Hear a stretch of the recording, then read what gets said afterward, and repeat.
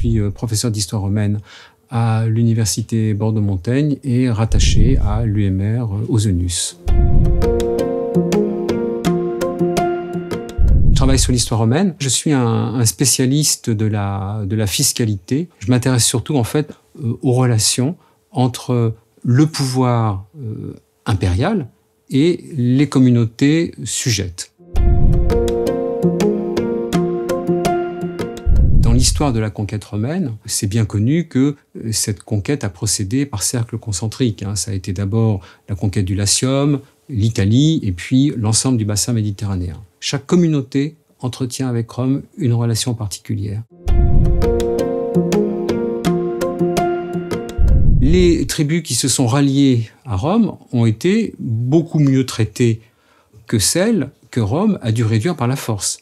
Par exemple, une cité comme celle des Rèmes, alors les Rèmes aujourd'hui c'est la région de Reims, les Rèmes se sont tout de suite ralliés à Rome, pour des raisons qu'on ignore, et ensuite, eh bien, ils en ont bénéficié en termes fiscaux, puisqu'ils ont été exemptés du tribut que d'autres cités gauloises, qui elles avaient été réduites par la force, ont dû verser à Rome.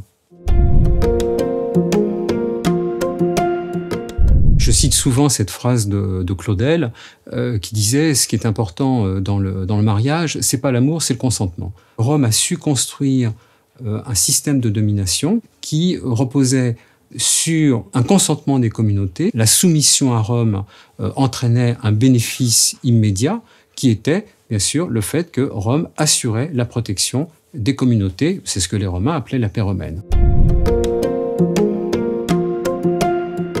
À l'époque romaine, comme d'ailleurs à l'époque grecque, il y avait déjà les deux formes d'impôts qu'on connaît, c'est-à-dire il y avait ce qu'on appelle les impôts indirects et les impôts directs. Les impôts indirects, c'était les taxes qui étaient payées, par exemple les taxes douanières, mais aussi la taxe sur la vente aux enchères, la taxe sur les affranchissements. Quand on affranchissait un esclave, on payait une taxe. Donc ça, c'est ce que nous, on appellerait des taxes indirectes. Et puis, il y avait des impôts directs. Ces impôts directs, ils étaient payés précisément sur la base d'une déclaration. C'est sans doute la chose peut-être que les Romains vraiment nous ont transmise.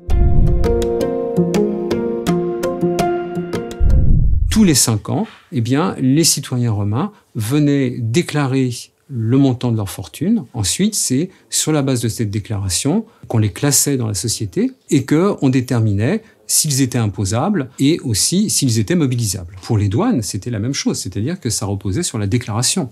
Nous, la fameuse formule « Est-ce que vous avez quelque chose à déclarer ?»